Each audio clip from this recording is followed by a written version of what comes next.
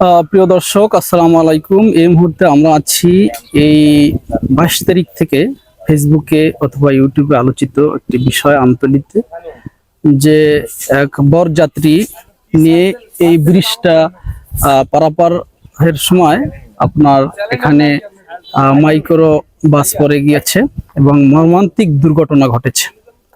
তো দুঃখের বিষয় হচ্ছে যে সেখানে বেশিরভাগই মহিলারা ছিল এবং আমরা এ যাবৎ যে সংবাদ পেয়েছি যে 10 জনের মৃত্যু হয়েছে। এখানে মূলত আমরা এই স্পটে এসেছি আমতলী থেকে। আমরা গাড়ি পার হয়ে মানে গাড়িতে উঠে এই পর্যন্ত আমরা এই ঝুঁকিপূর্ণ আরো অনেক ব্রিজ দেখেছি।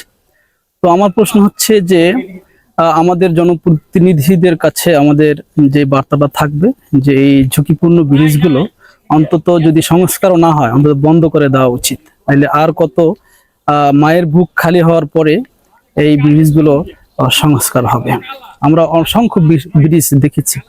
আসলে যখন যখন এভাবে মর্মান্তিক ঘটনা ঘটে তখন আমরা একটু সোচ্চার হই, কিন্তু আমরা পদক্ষেপ নেই না। আমাদের উচিত পদক্ষেপ নেওয়ার।